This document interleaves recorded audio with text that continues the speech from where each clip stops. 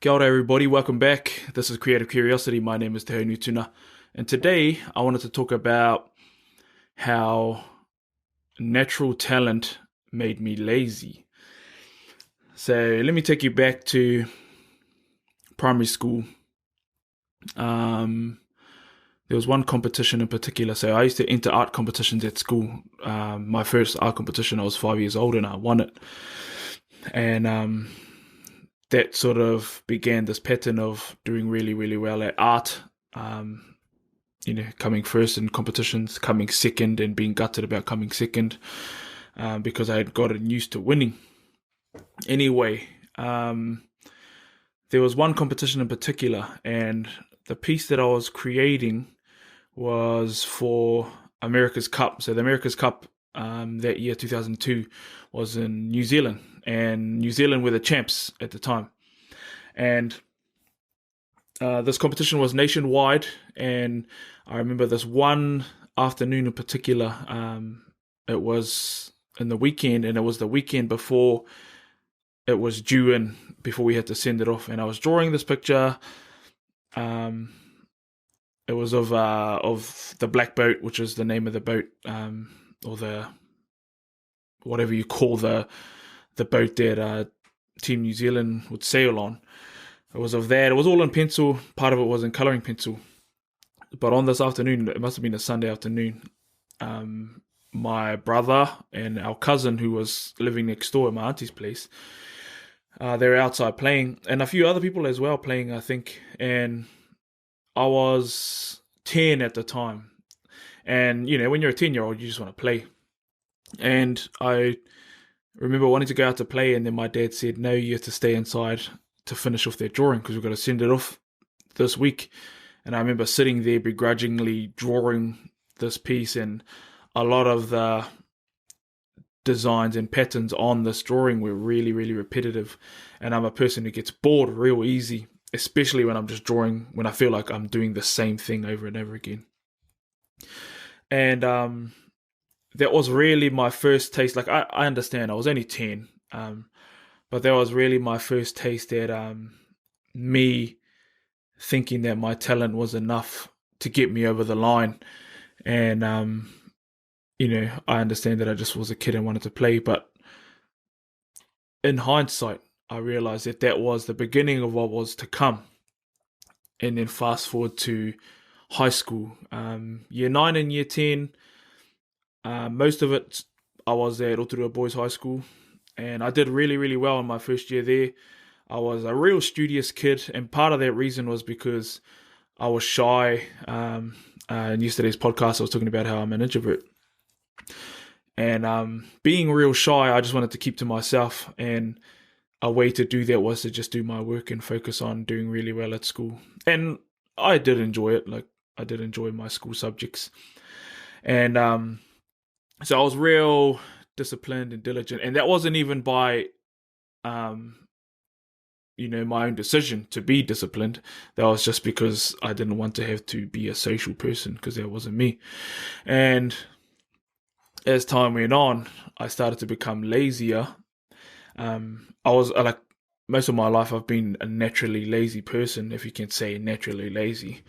And at the end of, or towards the end of year 10, my brother and we came back to Whakatane High School.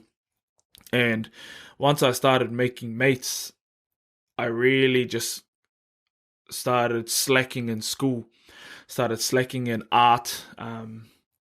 And really what pushed me, what got me over the line was just my natural talents, natural creative talents. But I didn't apply myself. And I remember one time in particular when I failed, like my first failure in art, and it was in design, and I had to finish this portfolio. It was only literally just 2 boards, and I had to create a concept art for a comic book, and that was by my own choice. That was what I wanted to do myself, and I was just super lazy. Like, I would rather just hang out with my mates than actually do mihi. And I think part of the reason was I didn't think about my future, and I didn't think about what being disciplined now and what doing this work now could amount to in my future, which is what my dad knew, which is why he pushed me as a young kid. And for this project in particular, it was my first all-nighter. It was the night before it was due. My mate BJ, I stayed at his house, and he stayed up all night with me too, just so I didn't have to stay up all night by myself. And I would have been 17 at the time. And I remember thinking, because up to that point, everything in my life creatively had just always worked out. Like, I had always done well, I had always completed, I had always gotten the praise that I secretly wanted. And then I stayed up all night and I didn't finish it. And I was thinking, like, shit, I'm actually going to fail this. Took it in. My teacher, I assume, Mr. Soppet, I assume he would have been disappointed in me. Like, if I was him, I would have been disappointed in me as well, because I know what I was capable of, and he knew what I was capable of, full of potential. And at that point, I was starting to become just another one of those people who's full of potential but just doesn't apply himself, gets lazy, and would rather just hang out with his mates than do good work that can help lead to a career and creativity. And then moving on from there, I went to Wintec up in Hamilton, Institute of Technology.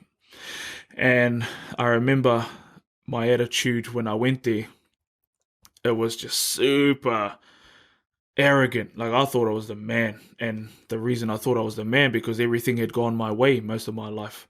Like, I was naturally better at drawing than everyone that I knew at this point.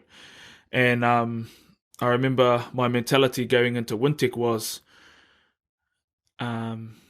you fellas really don't have anything to teach me. Like, this is just my thoughts.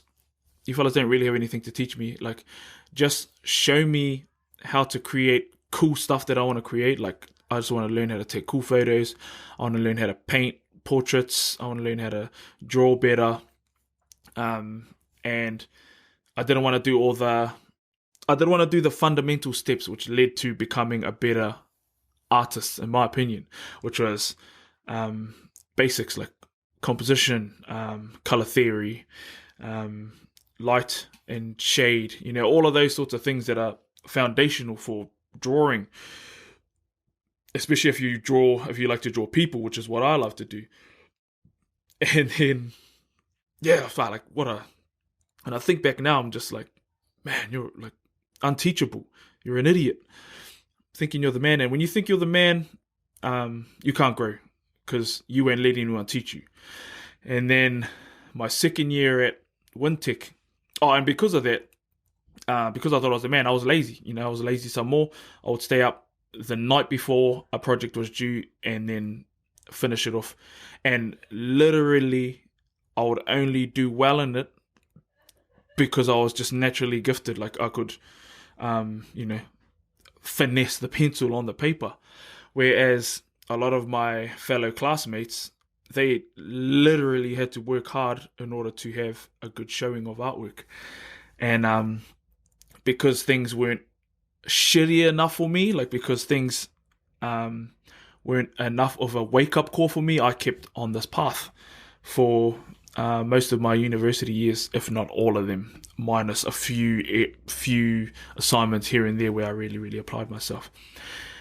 So like I said, fast forward to my second year, there was one project and it was split into two. The first project had to be a drawing, or had to be a 2D project, and then the second project had to be a 3D one. And how these projects were run is these assignments were connected together. So if total all up across both projects you got 50%, you would pass.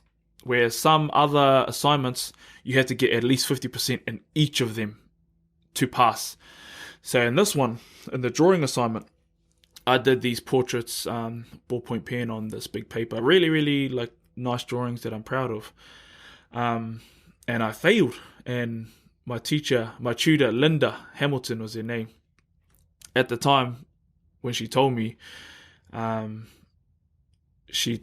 I didn't pass. And I remember too, like we were standing in my studio and I just couldn't talk, and I almost cried. Like, I could feel the tears welling up, and immediately I just hated it. I was just like, nah, stuff you don't know. Like, how the hell could I fail with drawings like that? That was my mentality. And the reason she failed me was because, so in art, when you study art, or when I studied at Wintec, you had to come up with an idea, and you had to fill in certain criteria. So it had to comment on some sort of, it had to comment on something. It couldn't be just something that looks good for the sake of looking good. You had to use it to say something. You had to develop techniques to do with 2D. So my case was drawing with pen. And in that development phase, you have to do research on artists that you look up to in that area, do write-ups on them, print out examples of their work, explore different ideas in terms of composition, like what would happen if I drew this big, this small, in this corner, in that corner? What if I had 20 faces instead of one? Explore. And when you can explore, you can develop your skills. And when you develop your skills, you can begin to have a brand as an artist. And when I say brand, I mean a style, something that is unique and associated with you as an artist. So I didn't like that part. I hated it. Like, when I would get a new assignment, I usually immediately knew what I wanted to do for the final project, and I didn't want to explore. I didn't want to have to research artists. Like, I didn't want to have to do writing because I hated writing. I didn't want to do little explorations of composition because I thought my thing was cool anyway without doing all of that. And I used to think, like, it can't get any better than this. You know what I mean? And a big reason of that too, that I realize now, was because I was lazy and I didn't want to do extra work if I didn't think I needed to do extra work. So she failed me. I got home. I remember just getting home and I think I just laid down and just went to sleep because I was just gutted, like absolutely gutted. That was one of the biggest wake-up calls in my life. And then for the next project in her class, the second half of that assignment, which was a 3D project, I had an attitude of like, I'll show you, like, I'll make you regret having failed me. That was my mentality, and it was real stupid and arrogant, I know. And I'm glad she failed me. I'm glad she gave me that wake-up call, because it was the wake-up call I needed. It was the humility pill that I needed to swallow. And I came back, my second half of that assignment, I actually really loved it because I pushed myself, and through all that exploration, I ended up coming up with these cool little paper sculptures that I was really stoked about. Like, even to this day, I'm still stoked about them because they were real creative. And I would have never gotten there if she didn't push me to. And she wasn't one of those tutors who would stand behind me and just say, like, push yourself, She ignited that fire in me that I didn't have. And that is one of the moments that I'm super, super grateful for to this day, was getting my ass handed to me, really. And then that wasn't the end of it, though. Like, from then on, like, I did have times where I did just coast. I was lazy. I didn't create work as good as I could. And there's that saying, hard work beats talent if talent doesn't work hard. And my mentality was like, I'm super talented. Like, my arrogance was, even if you work your hardest, I can still be better than you because of how talented I am. But where I am now is, I believe I'm a person who is humble and come from a place of humility. Like, I understand how super lucky I am to be naturally talented. I didn't have to do anything to be talented at creativity. So that's not on me. That's just genes, my environment, the universe, whatever. And what I realize now is that the hard work aspect of it all is something that I really appreciate now. Like, if you've watched me over the last couple of years, especially this year, I've been working really hard in all areas of my life, not just creativity, because all areas contribute to each other. It's a flow-on effect from one thing to the other. And now I'm at a point where, understanding how lucky I am to be creative, now I know that me applying myself and always seeking to learn, always being a cup that isn't full, because a cup that's full can't get any more. Always being a person who is giving with, my knowledge and my experiences, in the hopes that you don't have to make the same mistakes that I made, that you don't have to learn the lessons painfully. There's two ways to learn. That's through experience, and the other one is through other people's experiences. I hope some of you can relate to this, because I know, as Māori people, we're naturally talented at a lot of things. There are no two ways about it. If you're Māori, or even if you ain't Māori, and you know a person who's Māori, your partner is Māori, or your cousin, or your mate is Māori, you'll probably know that they're naturally talented at something. And I just urge you, if you resonate with this, if any of this has made sense to you and relates to you, just be a person. Just remember humility. Remember that you don't know everything. That your own arrogance and your own holding yourself to this certain regard can actually affect you for the worst, like it did me. But I'm glad that I got the lessons that I got, and learn from my pain. Hope you fellas enjoyed this episode. That was a little bit about my life. Also with this podcast, I've really been enjoying these sort of episodes where I just talk about experiences in my life, and I've realized that a lot of experiences that I've had myself that I thought were unique are actually quite common and relatable, and so I'll keep sharing these stories. Also, just wanted to cast your guys' eyes and ears to tomorrow. I've got a special guest on tomorrow, my 5th guest. I've only had 4 guests, and it's Jaden Randall, who was the voice of Moana in the Te Reo Māori version. And she's a super, super talented singer.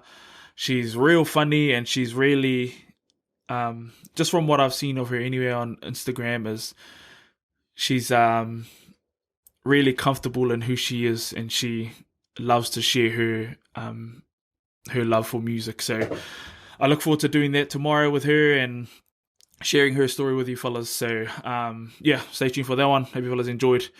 My name is Te Haunui Tuna. This is Creative Curiosity. If you know anybody who would take some sort of value from this, please share it to them. Have a great day. Odiora.